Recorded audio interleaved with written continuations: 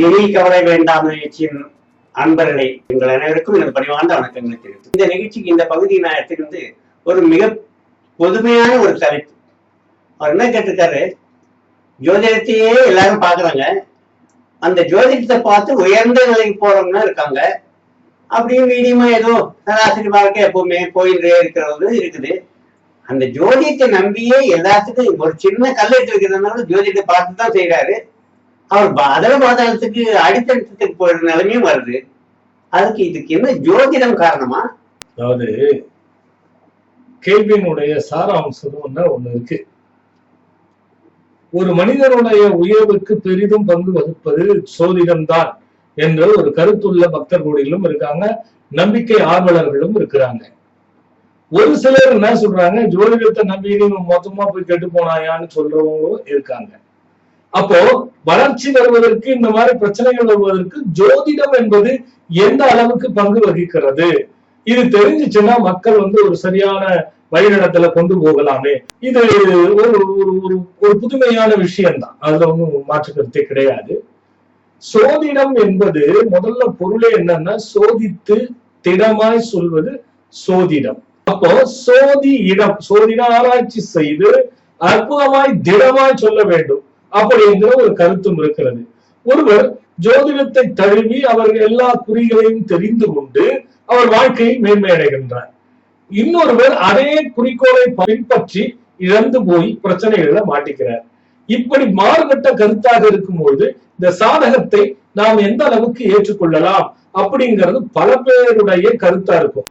இப்போ சோதிடத்தாக எல்லாம் நடக்குது அப்படி என்ற ஒரு கருத்துள்ளவரை நம்ம முதல்ல தேர்ந்தெடுத்துக்குவோம்.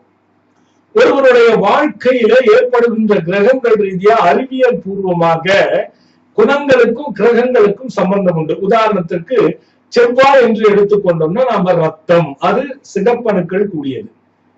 சுக்கிரன் என்று எடுத்துக்கொண்டால் அது வெள்ளை அணுக்களை குறிக்கக்கூடியது. அதே போல் குரு என்று எடுத்துக்கொண்டால் புத்தியை குறிக்கக்கூடியது. சூரியன் என்று எடுத்துக்கொண்டால் அது ஆத்ம பலத்தையும் வலது பக்கத்தையும் குறிக்கக்கூடியது. சந்திரன் என்று எடுத்துக்கொண்டால் அது இடது பக்கத்தையும் அன்னையை தழுவிய மாதுர்கா என்று சொல்லக்கூடிய நிலையிலும் மனதை குறிக்கக்கூடியது. மனசுக்கு சம்பந்தப்பட்டவர் அந்த சந்திரன். அதுபோன்று புதன் எடுத்துக்கொண்டால் உடலில் இருக்கக்கூடிய குழகொழுப்பு தன்மை, திரவத்தன்மைகளை கொடுக்கக்கூடியவர். சனி என்று எடுத்துக்கொண்டால் எலும்புகளுக்கு சக்தி கொடுத்து எலும்புகளை பாதுகாக்கக்கூடியவர். அதுபோல இது உடலை தழுவி இருக்கக்கூடிய ஒரு விஷயம். இப்ப சூரியன் என்று எடுத்துக்கொண்டால் தொழிலுக்கு கர்த்தாவாக வருகிறார். சந்திரன் என்று எடுத்துக்கொண்டால் ஏற்ற இறக்கத்துக்கு காரணகர்த்தாவாக வருகிறார். குரு என்று எடுத்துக்கொண்டால் புத்தியில் சாதிக்கின்ற நிலையை வைத்து வைக்கிறார். புதன் என்று எடுத்துக்கொண்டால் கல்வி, செல்வம், செல்வாக்கு, புகழ், அழகு என்பது போல எடுத்துக்கொள்ளலாம். இது போல சுக்கிரன் என்று எடுத்துக்கொண்டால் தனம், தானியம், அழகு, பெருமை, இந்த மாதிரி விஷயங்களுக்குள்ள போய் எடுத்துக்கலாம். அது மாதிரி கிரகங்களை தழுவி கிரகங்களுடைய ஒத்த நிலையில் ஒரு குழந்தை ஜனனமாகும் பொழுது அந்த ஜனன நேரத்திலே என்னென்ன கிரகங்களின்படி அந்த குழந்தையினுடைய பிறவி அமைகிறதோ அது சரியான கணிப்பிலே இருந்ததென்றால் அந்த சோதித்த ஜோதிடர் திடமாக ஆய்வு செய்து சொன்னால், சோதிக்க வேண்டும், திடமாக எடுத்து சொன்னால் கண்டிப்பாக ஒரு மனிதனுடைய வாழ்க்கையில் உய்யும் பொருட்டு அனைத்தும் செய்ய முடியும். பாருங்க, முன்னெல்லாம் எப்படின்னா இயற்கையா குழந்தை பொறுக்கும் பொழுது நேரத்தை குறித்து சோதிடம் ஜாதகம் எழுதுகிறார்கள். ஆனா இப்பெல்லாம் காலத்தை குறித்து குழந்தையை எழுதி எடுக்கிறார்கள். மாறுபாடு பாருங்க எங்க எல்லாம் வந்துருச்சு. அப்போ இந்த மாறுபாடு கேட்பதா இப்ப இந்த குழப்பங்கள் வருகிறது. அன்று பிறந்த குழந்தைகள் இயற்கையாக பிறந்து நேரத்தை குறிப்பிடும் பொழுது நான் சொன்னது போல கிரகத்தினுடைய அடித்தழுவி உடல் நோய், புத்தி, வளர்ச்சி, பணம், யோகம், திருமணம் போன்று அது சரியாக கணிக்கப்பட்டது. ஆனால் இன்றைய காலகட்டத்தில் காலம் குறித்து எடுப்பது ஒரு விதம். அதே போல் இன்னைக்கு எத்தனையோ விஞ்ஞானத்துல மருத்துவ வளர்ச்சிகள் ஏற்பட்டு விட்டது. மலட்டுத்தன்மை இருந்தால் கூட வாடகை தாய் மூலியமாக குழந்தையை பெற்றுக்கிறதுக்கான வாய்ப்புகளை கொடுக்கின்றார்கள். உயிர் சத்துக்கள் ஆணுக்கு இல்லைன்னா வேறொருவருடைய உயிர் சத்திற்கு பலம் எடுத்து வாடகை தாய்க்கு வைத்து குழந்தை பிறக்கின்ற நிலையை கொண்டு வந்துவிட்டார்கள். இப்படி வருகின்ற ஜாதகத்தில் பிறக்கக்கூடிய குழந்தை சரியாக இருக்குமா என்பது இன்ன வரைக்கும் ஆய்வுக்கு உட்பட்டு இருக்கிறதே தவிர அது சரியான ஒரு கருத்திலே நாம் சொல்ல முடியாத போல இருக்கிறது. இல்லைன்னா உலகம் என்ன சொல்றாங்க, இயற்கையில பிறப்பும் இறப்பும் இறைவனுடைய செயல், அதுவும் இறைவனுடைய செயல் தானே, அப்படி பிறக்கணும் குழந்தை அப்படிங்கிறது இறைவனுடைய செயல் தானே, சரி ஏற்றுக்கொள்ளலாம். ஆனால் ஒரு ஜாதகத்திலே சூரியன் தகப்பன், சந்திரன் அம்மா. இப்பொழுது எந்த சூரியன் எந்த அம்மா என்பதை நாம் திடமாக கணக்கிட்டு போல் சொல்லுவது என்பது கொஞ்சம் கடினம். சரி, இது ஒரு பக்கம் இருக்கட்டும். இந்த ஜோதிடத்தை தெரிந்து கொள்ள வேண்டும் என்பது ஒரு பக்கம், அதன்படி நடக்க வேண்டும் என்பது ஒரு பக்கம், ஒரு பக்கம் கேட்டு காதில் வாங்கி காதில் விடுவது ஒரு பக்கம். இந்த மூணு தானே இப்ப மக்கள் இருக்கிறார்கள். கல்யாணம் பொறுத்த நிறைய பேர் ஜோதிடர்கள் பாக்குறாங்க. இந்த கல்யாண பொருத்தம் பார்த்துட்டு ஒருவருக்கு 4 பேர் பார்த்து நல்லா இருக்குதுன்னு நாங்க கல்யாணம் பண்ணோம், ஆனா விவாகரத்தாய் போச்சுன்னு சொல்றாங்க. கடைசியில ஒரு நம்ப போல கணக்கை சரியாக இட்டம் என்றால் அதில் தவறு இருக்கிறது. சொன்ன அதே ஜோதிடத்துல போய் கேட்கும் பொழுது எங்க விதி கண்ணை மறைச்சிருக்கு என்ன அப்படின்றது எளிதில் சொல்லிடுறாங்க. அப்போ என்ன ஆகுதுன்னா, நல்லா புரிஞ்சுக்கணும், ஜோதிடத்தை நம்புங்க, அதுல ஒன்றும் சந்தேகமே கிடையாது. ஆனால் திடமாக சோதிக்கின்ற இடத்தை தேடுங்கள், அது ரொம்ப முக்கியம். நிறைய பேர் இருக்காங்க, நல்லா புரிஞ்சுக்கணும், நிறைய பேர் இருக்காங்க. அந்த மாதிரி இடத்தை தேடி அவர்கள் சொல்படி நடந்தால் நிச்சயமாக பிரச்சனைகளுக்கு வழி வரவே வராது. உதாரணத்துக்கு உண்மை எளிமையில சொல்றேன், நான் ஒருவருக்கு இரட்டை குழந்தை பிறக்கும். அந்த இரட்டை குழந்தை பிறப்பதில் நிச்சயமாக ஒரு குழந்தைதான் நல்லா இருக்கும், 2 குழந்தை நல்லா இருக்காது. ஒரே நேரத்தில் பிறப்பு, ஆனால் ஒரு குழந்தை கெட்டு விடுகிறது, ஒரு குழந்தை நன்றாக இருக்கிறது.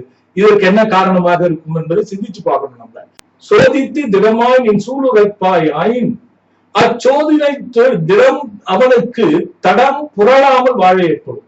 இது ஒரு ரகசியம்.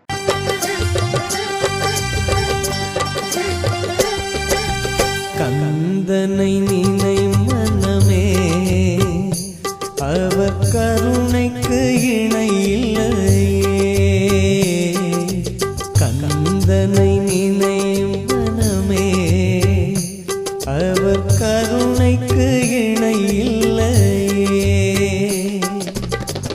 குருவை நினை மனமே, நம் கவலைக்கு இடம் இல்லை. இப்ப சூரியன் சந்திரன் முதல் கொண்டு 9 கிரகங்களை வைத்துத்தான் அந்த பிறவி இருக்க போகிறது.